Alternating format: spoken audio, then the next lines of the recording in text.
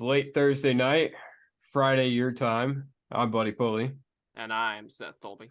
This is Big Motor Small Blade Podcast post duels. What are they called? Blue Green Vacation Duels? Who cares? Yeah. We'll talk to you about who made it in the 500, who didn't make it in the 500, what the hell Daniel Suarez was doing, why the Fords are so dominant, and our picks for the Great American Race. Next on the Big Motor Small Blade Podcast. Yeah.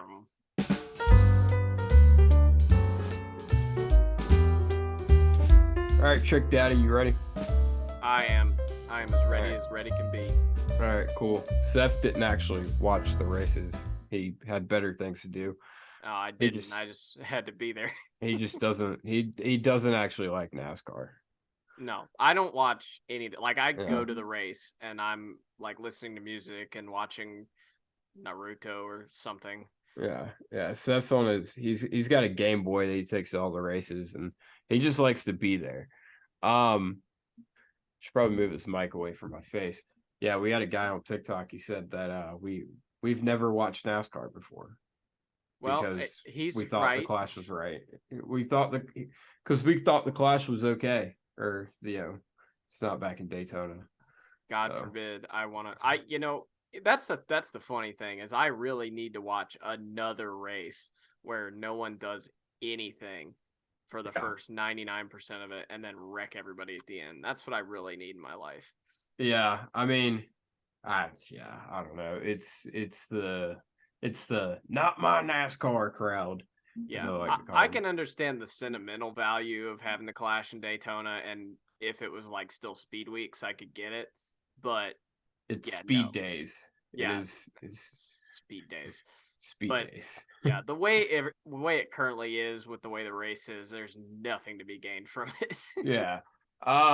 Anyway, we're not here to talk about Clash. We are here to talk about duels. As it seems to always be, we have one tame duel and one batshit duel. And we had that today.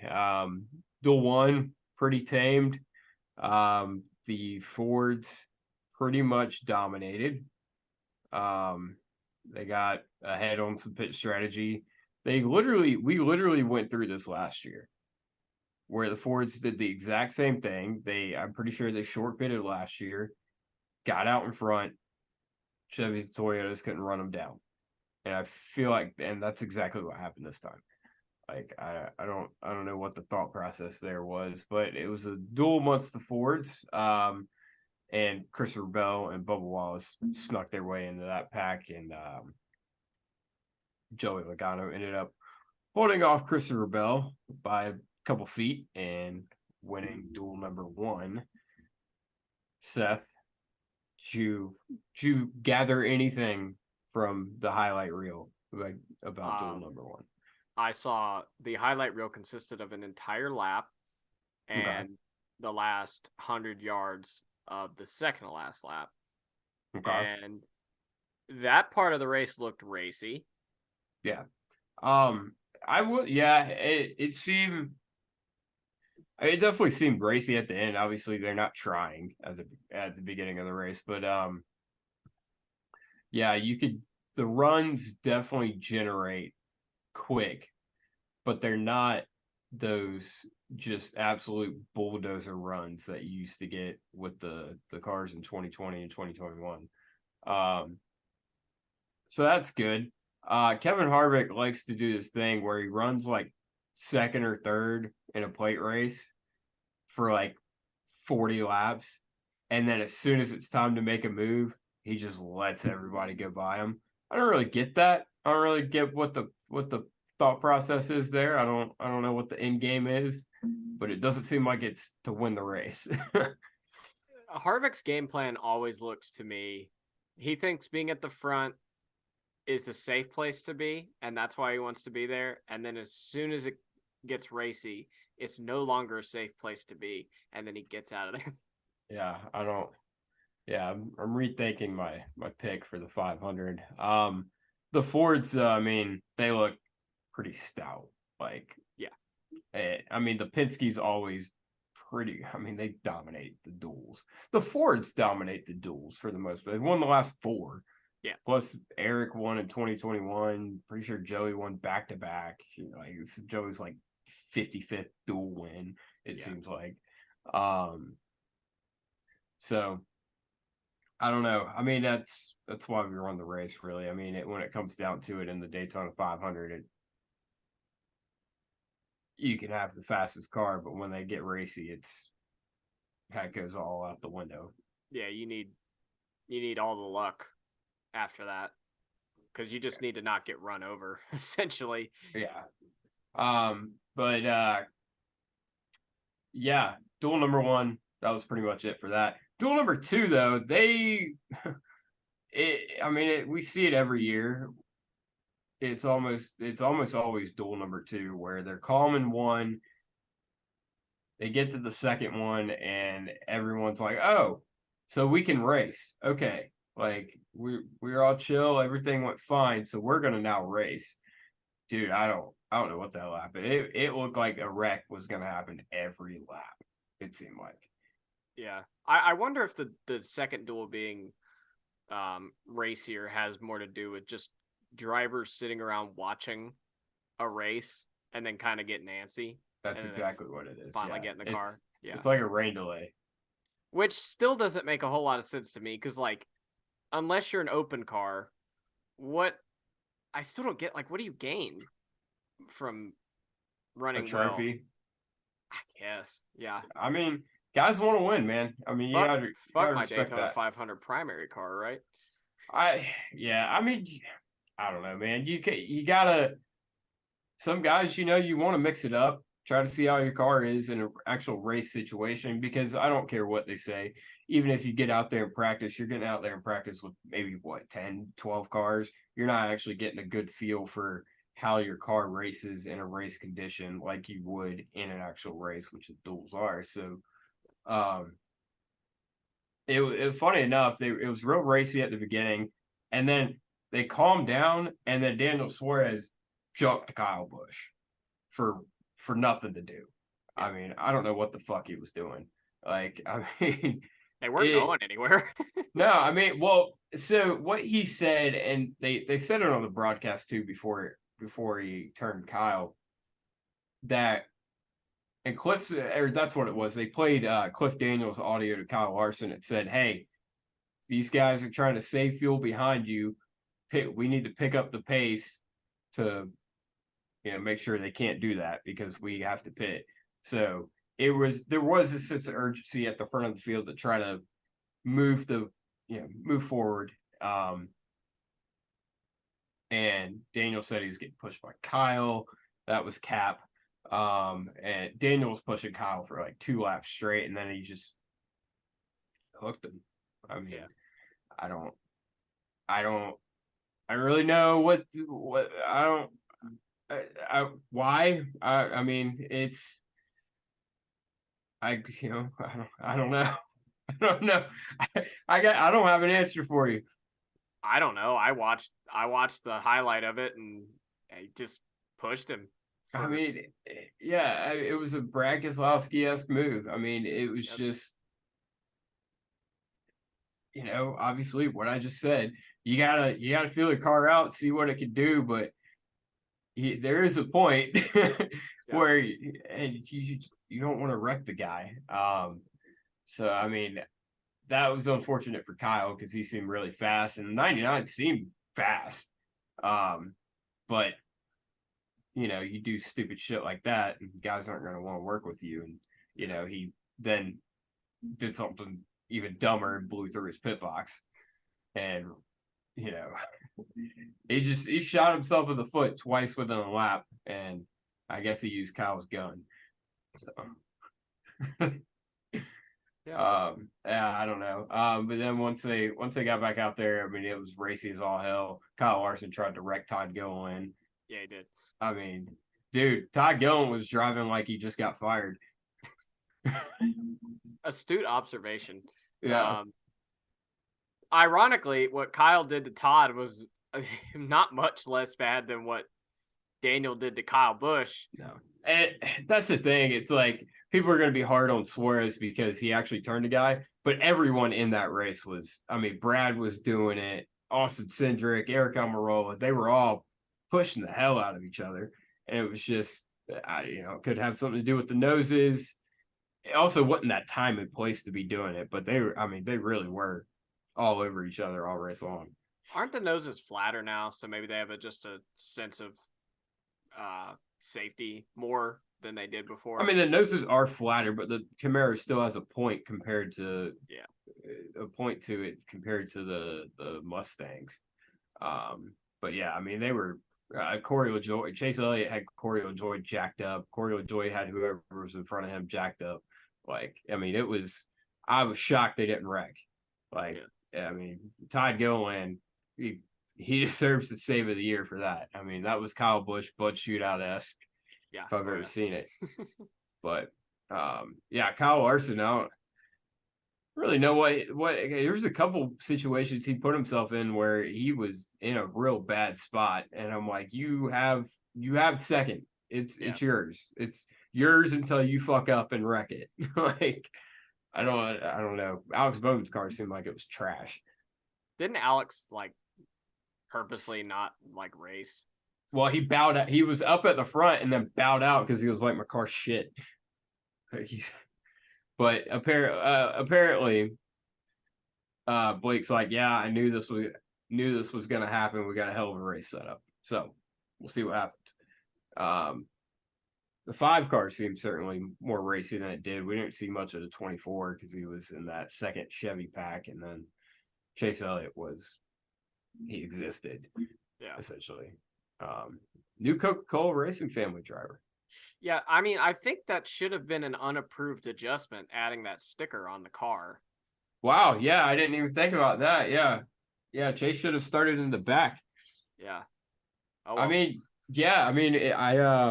I was tweeting at Jared, Alex's PR guy yesterday, and after they won the poll, I said, all the speed, that's where you get it from Jared.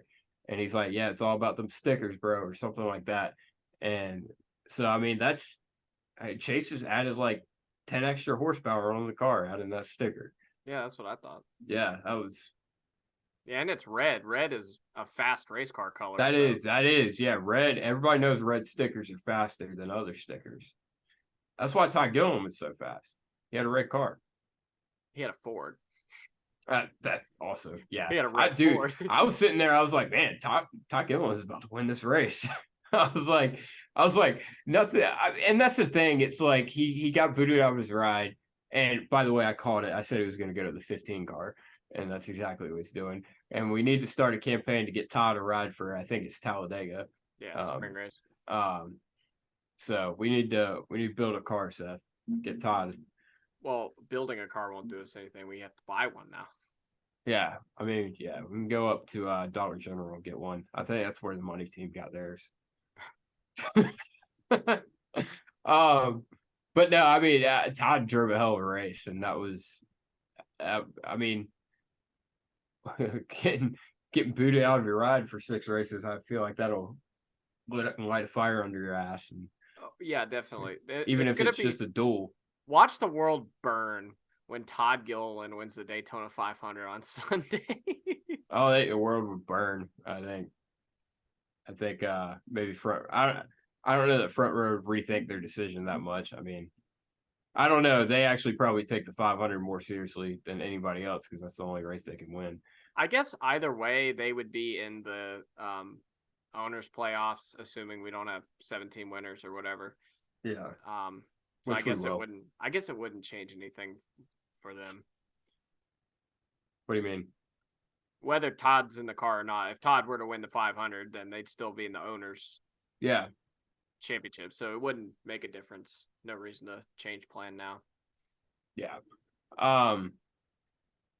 But his teammate Zane Smith did get in the show, which I don't remember who you picked to get in the show. I think we both picked Zane, right? We definitely both picked Zane. Yeah. Okay. Yeah. I mean, that was kind of a given. I mean, Chandler sped on pit road, and I mean, he was doing okay before then, but I mean, like I said the other night, it's going to come down to experience, and Chandler proved my point right there. He sped on pit road and really knocked himself out of the 500. Yeah.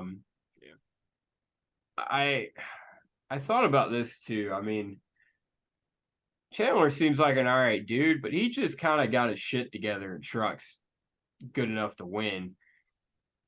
Why is he in a cup car for the Daytona 500? Yeah, I don't really Like, get that. what If made you think that was a good idea? You have Daniel Hemrick right there. you have Daniel Hemrick, Landon Castle's technically on your roster still, both of those would be better options. I mean, I guess I don't know what the sponsor. I don't know what that sponsor was. I don't know if that was a Chandler sponsor, but Maybe. Yeah, I wasn't real sure about that. Doesn't matter. They're not in the show. Zane made it in. Cool thing about that, all three of the national touring champions truck Xfinity Cup are in the Daytona 500. That's the first time that's ever happened. That's pretty cool. Yeah, they need to. I want a picture of all three of them together. I feel like that's fitting. I didn't see much of Tyrone tonight. Tyrone Gibbs, yeah. I keep forgetting he's in the Cup Series. Yeah, I know. Yeah, him and they were in different duels, and I still got them confused. Reddick and Ty. Ironically, I have no like problem remembering that Noah Gregson's in the Cup Series, but Gibbs I keep forgetting because I keep seeing that 54 monster car and I just assume it's an Xfinity car. Man, did you see the beef this morning? With Wendy's and McDonald's? Yeah, I did. Yeah, the somebody at Wendy's, I guess it was a marketing person at Wendy's, was like, "Yeah, we're really happy with with Noah being in the car, and the paint scheme looks great. Can't say the same about our McBland counterparts or competition or whatever." I was like, "Damn, shots fired. We got beef." But yeah, I mean, it's true though. Bubba's car looks like shit. I'll have to see it like for real because I thought it looked okay. Dude, nothing compared to that 42, man. No, the 42 definitely looks a lot better. Yeah, I think there's mixed opinions about that. I think 42 looks way better than 62 did last year. Yeah. Like the 62 was cool for what it was, like it being the like pinstripe uniform. Like it was fine. It kind of looked like a baseball uniform as a race car. Yeah, I mean he still has a uniform too. Oh, does he? Okay. Yep. That's kind of the best of both worlds then. Yep. But I do have a hard time with Reddick being in a monster car. I don't know why. I gotta get used to that. It's gonna take me a bit to get used to Tyler Reddick in the 45. Yeah. Like for whatever reason, Kyle Busch in the 8, I've got it already. Oh, dude, yeah, I'm sold on that one. Yeah. Yeah, but Red Dog in the 45, I'm like, oh yeah, that is Reddick. Like every time I see it, I'm like, yeah, that is Reddick. Yeah, it just doesn't. I don't know. It just don't look right there. Oh, speaking of paint schemes, we're getting off a tangent here, but whatever. The 99 car. Oh my God, that might be one of the best paint schemes I've ever seen in my life. That thing looks really good. That thing, it matches the nightclub vibe they got at their hauler. Like it. That car is Jordan Bianchi. I was about to say Jordan. That is a nightclub Jordan Bianchi paint scheme if I've ever seen one. We need to get him one. We just need like whenever they come out with the 164, we just need to give him one. Be like, here hey, you go, man. Yeah, dude. All right, I'll say this and then we'll get back on topic. Tootsie's, cool bar, real cool bar. Smells like shit. So yeah, you mean it literally smells like shit or it just smells bad? It just smells bad. Okay. Yeah, I mean, it just smells like an old honky tonk bar. Like it doesn't like hay. Like I don't know. It's been fucking 7 months, 8 months. Well, you keep talking about it. I feel like the smell is like permanently implanted in your memory bank or something. I just remember it smelled bad. It did not deter me though. I would 100% go back. The atmosphere. We've been using that word a lot this year. The ambiance of it overcame the smell by quite a bit. Yeah. And they sponsor a race car, so obviously that ups it a couple notches for sure. See, That reminds me, like I almost bought a cherry Coke today, and I can't do it. What? What the hell does that have to do with anything? You mentioned sponsors and buying things based Oh, off sponsors. I can oh. no longer enjoy a good cherry Coke. Why is that? I mean, you're wearing your Chase Elliott hat right Shut the now. fuck up. That is not a Chase Elliott hat. He didn't even run the car. Seth has this HendrickCars.com hat that he's super proud of. And it has HendrickCars.com, Chevrolet, and Junior Motorsports on it. He's like, it's the perfect hat. It's what I've always wanted. And I'm like, that's a really nice Chase Elliott hat. Ignore the fact that Kyle Larson was the only guy to win in this car. Hey, bro, nah, it's a really cool Chase Elliott hat, man. But where the hell were we? I'm not 100%. We were talking about who got in. Yes. Yeah, Eric Almirola won the race, but who cares? I think I don't know. Do you have anything to say about Eric Almirola winning? No. Okay. Okay. Yeah, I didn't. I had choice words, but those were personal gripes that I'll keep to myself with a certain driver that drives a 10 car. But, yeah. But Guns N' Roses. Speaking of Eric, Guns N' Roses car. I forgot about that. Dude, that's a good looking car. It's solid. Dude, I want that car. That's a great looking car. Are they making it? I don't know. I think they're trying to. I want a shirt. I want an Eric Jones Guns N' Roses shirt. I hate Guns N' Roses, but it would be cool to have the diecast. Yeah. Yes. Okay, now back to the race. So Zane Smith made it in. Chandler Smith, his brother, did not. And I mean that was pretty predictable. What wasn't predictable was, I guess it could have been we could have predicted it. Austin Hill swept up in a crash. Well, in the crash when Daniel Suarez wrecked Kyle Busch. And took his car out of the race, putting Connor Daly, by the grace of Corey Taylor himself, into the Daytona 500. I mean, that car, he didn't even make a qualifying lap. He didn't even get to take a picture on the qualifying line next to his car. The damn thing was a bucking horse when he rolled out of pit road for the start of the race. And he still, the money team somehow came back and made the 500 at the death again. They sold their soul. I don't know. Tony Urick Jr., man. Man is a wizard, apparently. It looked real bad at the beginning. Like Connor thought the damn rear end was falling out of all of it. Apparently, it's just the button. They had it too aggressive on the bump stops. That's really aggressive. If everybody could see it, everyone could see it. Yeah, that's really fucking aggressive. Even my friend that was over at the house that knows nothing about NASCAR, she was like, "What the fuck?" Yeah. But yeah, I mean, it's so, man. So anyway, he gets in the race. Travis Pastrana. Oh yeah, qualifying happened the other night. We haven't talked about that either. Travis Pastrana, Jimmy Johnson had locked their way in already. So let's talk about that. Jimmy Johnson in the 500. I think we caught it. The two guys getting in on speed. We were pretty on the money on that one. Yeah, that was fucking hard. Yeah. Jimmy and Travis both made it in. Jimmy Johnson, obviously 7-time champion, doesn't need any introduction.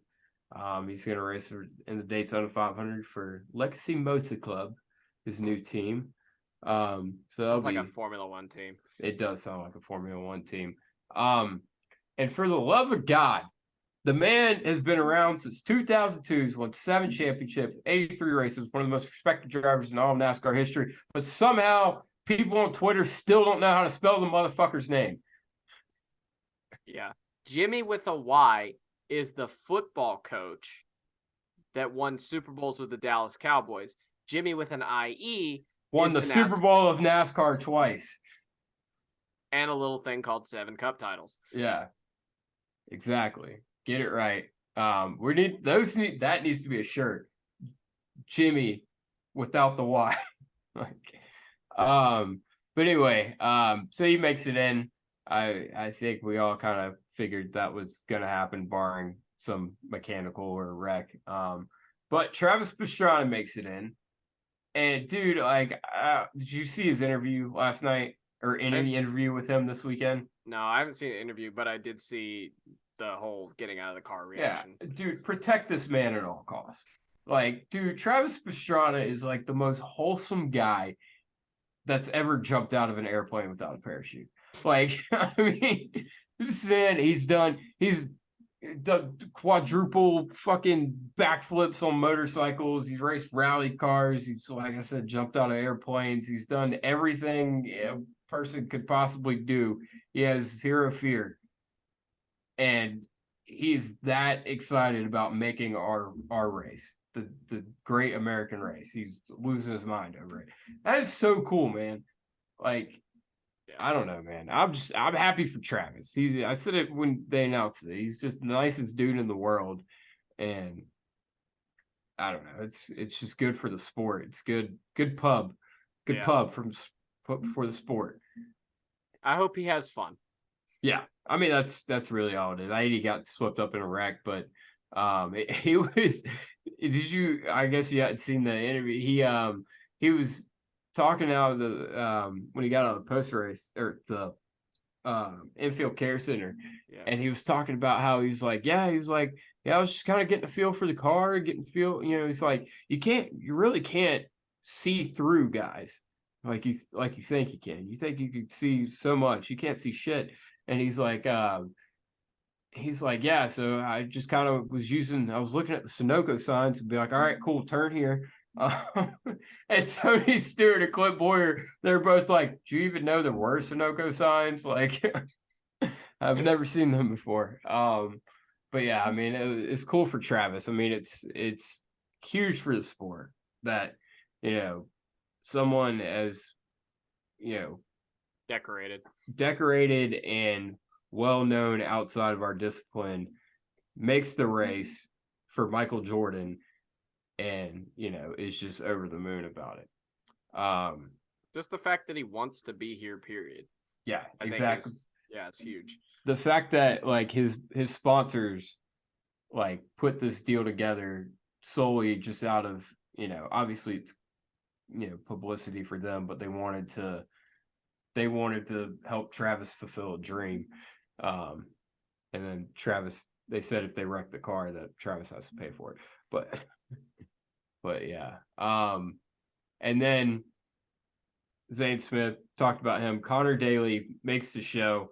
That's another thing. Like an IndyCar guy that we normally see the other way around. We normally see the NASCAR guy go and run Indy, but it's not too often that we see the Indy guy come and run NASCAR.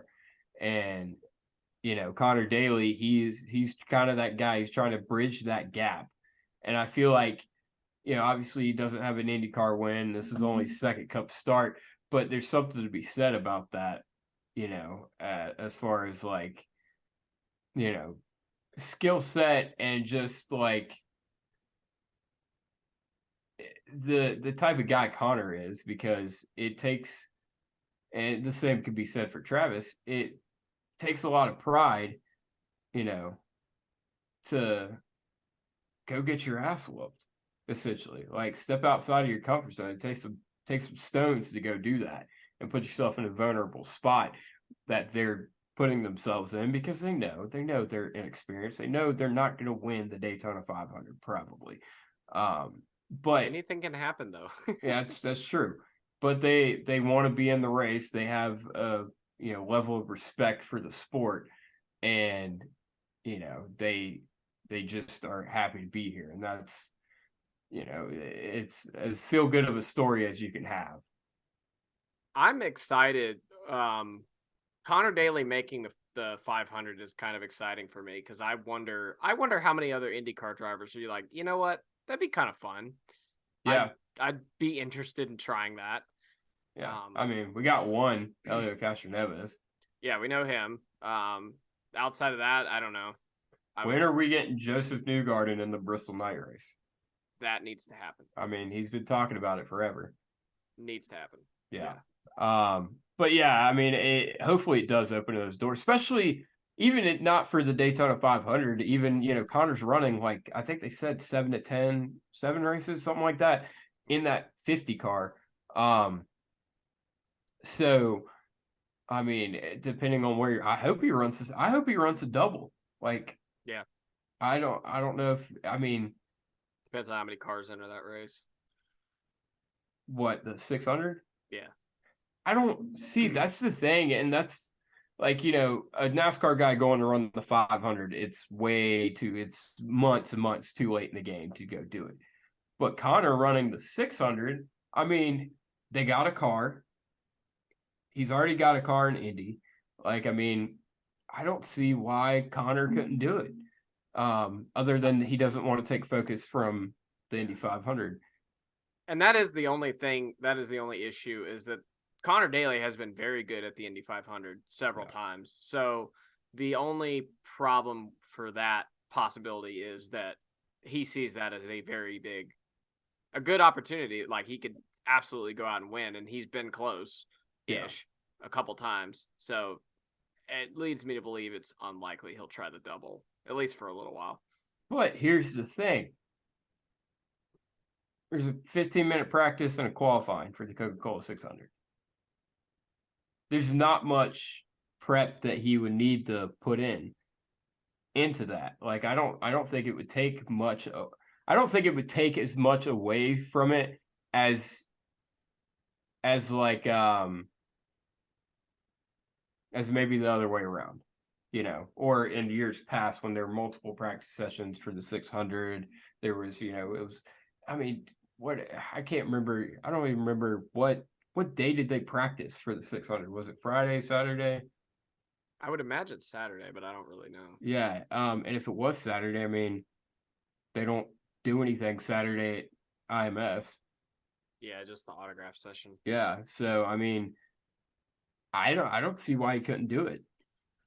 Yeah. I don't know what the rules are for the parade. I don't know if there's like attendance rules or probably. I'm sure he could get out of that. Probably. Like, Kyle Larson will definitely be able to get out of that. I don't know about Connor, but yeah, I'm sure. At the end of the day, I mean, he really doesn't even need to practice to qualify the Cup car. He doesn't need to necessarily, but probably should. But yeah. That is just one thing. Connor Daly's about to go into the Daytona 5. Travis Pastrana too, but Travis at least had some stock car experience. Connor Daly's about to go in the Daytona 500. I mean, he didn't run in the draft tonight. No. I mean, so that should be interesting. Crucial for. Are we getting a practice tomorrow? Yeah, there's one Friday and Saturday. Okay, good. Yeah, those are going to be crucial for Connor. Absolutely bonkers that we didn't have practice for the Daytona 500.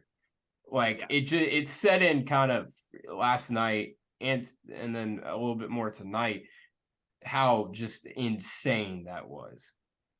It's one of the dumber things NASCAR's done in a long time. I mean, the 13 would have been able to make a legit qualifying run. The 50 would have been able to make a qualifying run. We made ourselves look like a bunch of monkeys fucking a football.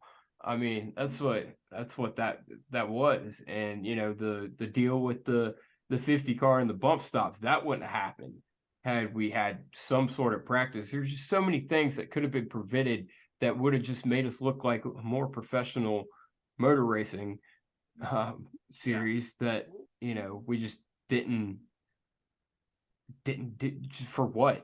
Like this is your biggest fucking deal of the whole season, and it doesn't. I don't have any hype right now. Like, it just started. Yeah, I mean, it helps I haven't been able to watch qualifying and I didn't get to watch the duel or whatever, but still. Yeah, I mean, because I've been hype for sure. Like, I don't think there was a change, at least in my excitement or my feeling about it, but it does.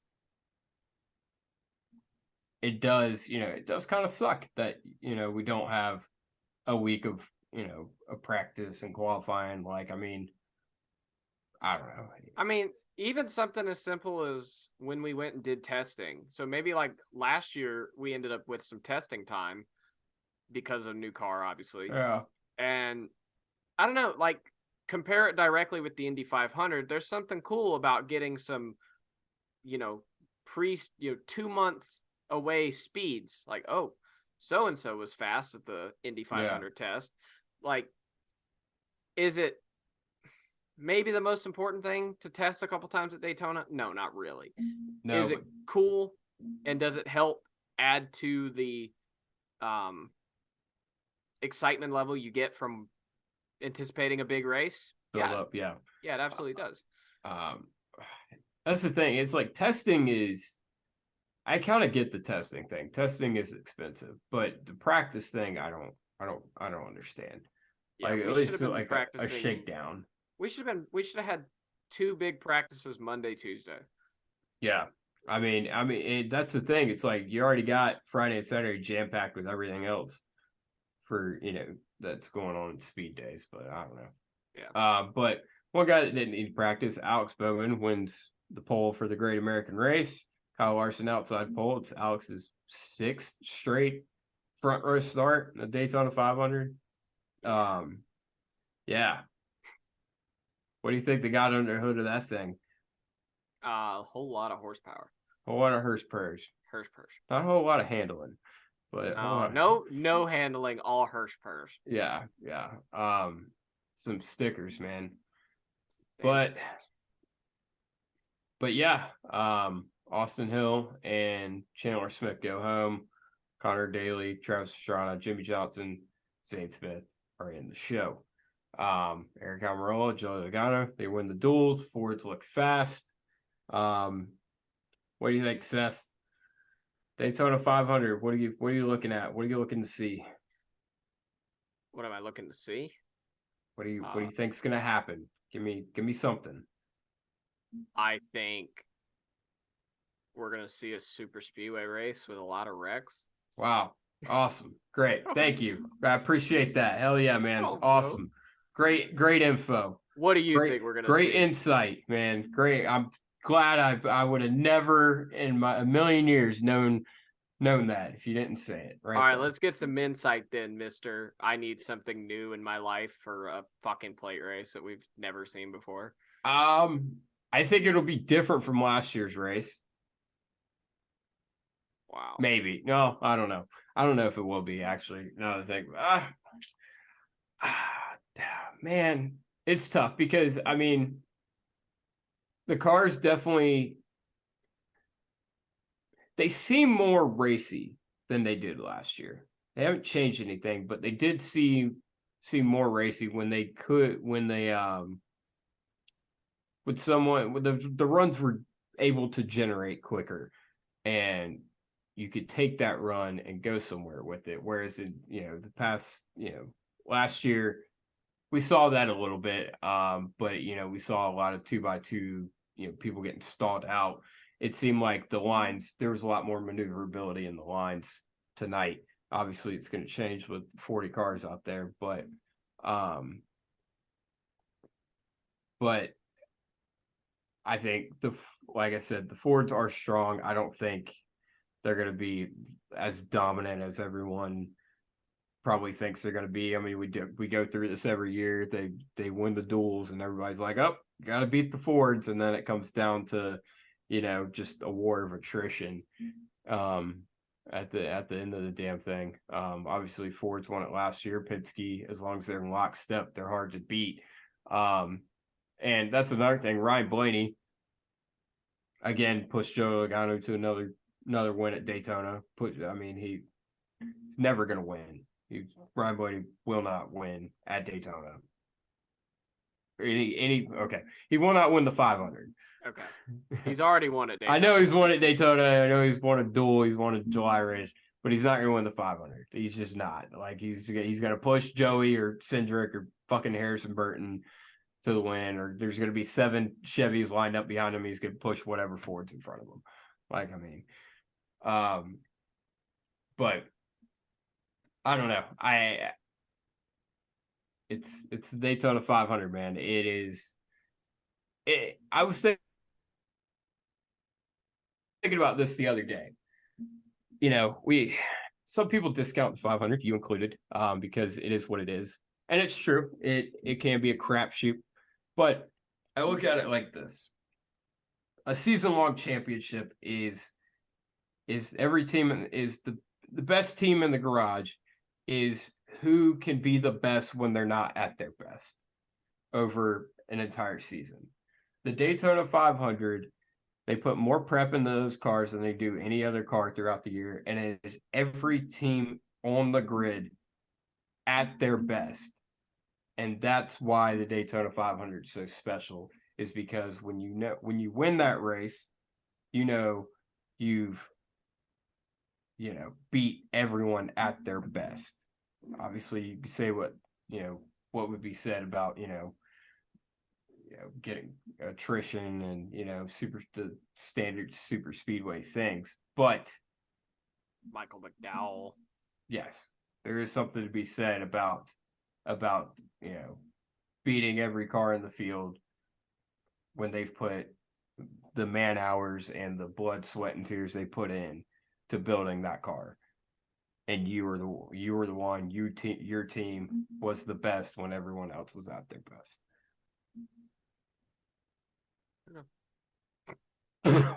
Okay. All right, cool. Well, I don't know what to say. Like, you're not wrong. Yeah. But it's still a super speedway race. It is still a super speedway race. Yeah.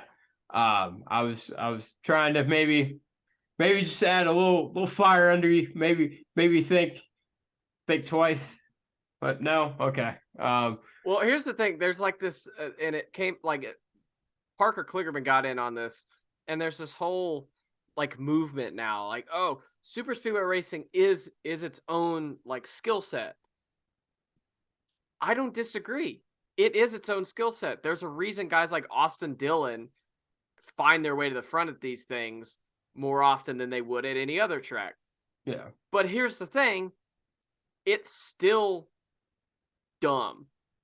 And I don't mean that in like the like you're an idiot if you like it kind of way. I mean it in the like you can do everything right 99% of the time and still never come away with the win. That makes it dumb in that way. Man, I mean, there's a reason Tony Stewart never won the Daytona 500, and it's because it's dumb. He was always one of the best plate racers. Well, I mean, I get what you're trying to say. I don't. Probably not the best way to put it. No, because I mean, Tony Stewart had plenty of opportunities to win, and he didn't just get crashed out. He failed to execute. And I mean, Richard Petty has a great quote. The best you could do on any given Sunday is put yourself in a position to win, and circumstances dictate the outcome. That describes super speedway racing in a nutshell perfectly. And I feel like you see guys like Denny Hamlin, Joey Logano, who often find themselves at the end of these races with a chance to win because they've done those things to be there. Now, obviously, when it comes down to the last 5 laps, it becomes that crapshoot that it always is. But obviously, guys could get taken out in wrecks anytime throughout the race, but there's something to be said about the same guys finding themselves at the front of the field at the end of these things. It's because they put themselves in a position and can identify when the time is right to be up in the mix. And a lot of times